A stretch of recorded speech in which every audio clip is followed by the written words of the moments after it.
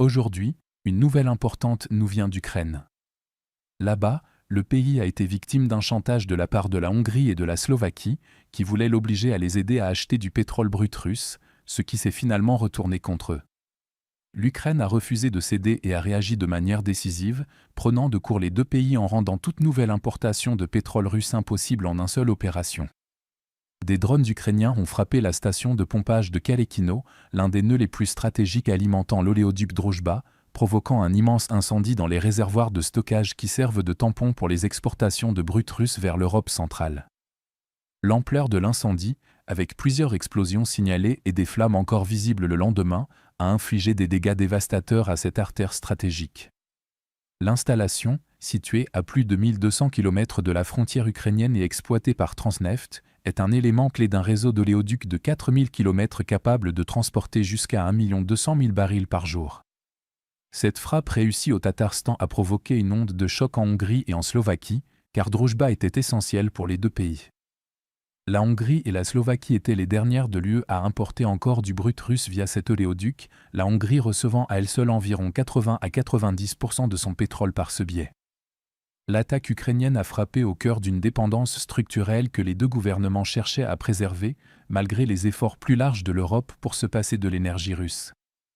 Le contexte politique est crucial, car dans les jours précédant la frappe, la Hongrie a bloqué un prêt de 90 milliards d'euros à l'Ukraine et a opposé son veto aux 20 paquets de sanctions européennes contre la Russie, liant explicitement sa décision au fait que les réparations de Druzhba prenaient trop de temps et à la pression exercée sur l'Ukraine pour rouvrir le transit.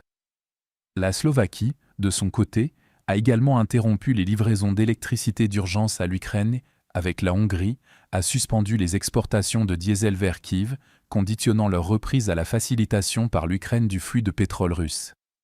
Cette campagne de pression coordonnée des deux pays visait à contraindre l'Ukraine à reprendre le transit du brut russe, ce qui reviendrait en même temps à fournir des revenus à Moscou pour soutenir son effort de guerre. Les responsables ukrainiens ont qualifié cette position de dépendance malsaine à l'énergie russe, reflétant une frustration croissante face à ce qu'ils considèrent comme un chantage politique déguisé en nécessité commerciale. Ils ont également souligné que ce coup de poignard dans le dos intervient au cours de l'hiver le plus difficile de la guerre jusqu'à présent, alors que les infrastructures énergétiques ukrainiennes sont constamment attaquées par la Russie et que des millions d'Ukrainiens vivent sans chauffage ni électricité, avec des températures atteignant -20 degrés Celsius. Parallèlement, les tentatives de la Hongrie et de la Slovaquie pour obtenir une route alternative pour le brut russe via l'oléoduc adriatique ont été rejetées par les autorités croates, qui ont explicitement rappelé que la poursuite des achats de pétrole russe finance la guerre contre l'Ukraine.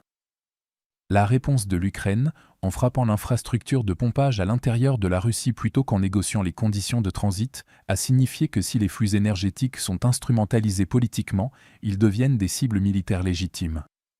L'attaque contre Kalekino a perturbé à la fois l'infrastructure russe et la fiabilité opérationnelle de toute la chaîne d'exportation, car les grands réservoirs endommagés font peser un risque d'instabilité prolongée de l'approvisionnement et limitent la capacité de la Russie à utiliser l'oléoduc comme un outil pour saboter les politiques de l'UE via la Hongrie et la Slovaquie.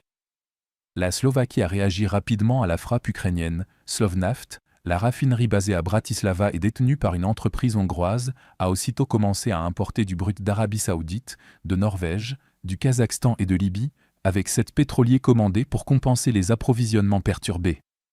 Ce pétrole transitera désormais par l'oléoduc croate Adria, marquant un tournant historique vers la fin de la dépendance exclusive à Druzhba, illustrant à quel point les calculs stratégiques peuvent évoluer rapidement si une pression réelle est exercée, de gré ou de force. Comme on peut le constater, malgré une tentative initiale de chantage envers l'Ukraine, la Slovaquie a fini par céder et a commencé à diversifier ses canaux d'approvisionnement une fois confrontée à la nouvelle réalité, reconnaissant la fragilité de l'arrangement précédent.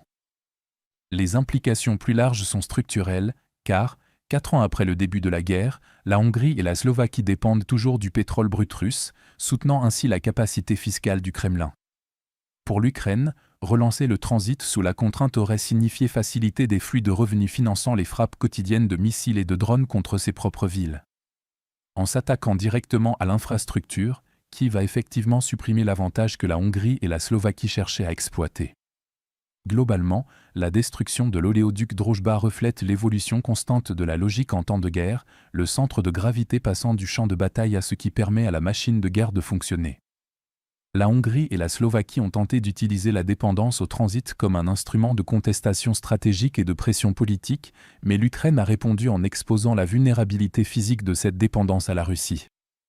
Le résultat est une recalibration forcée de la posture énergétique de l'Europe centrale et un message clair: le chantage en temps de guerre comporte des risques croissants pour tous. Si vous souhaitez découvrir d'autres développements importants d'aujourd'hui que nous n'avons pas pu aborder dans cette vidéo, n'hésitez pas à consulter notre carte interactive de l'actualité. Le lien vers notre carte interactive se trouve dans la description ci-dessous. Merci d'avoir regardé cette mise à jour, et un merci tout particulier à tous ceux qui suivent déjà notre carte interactive.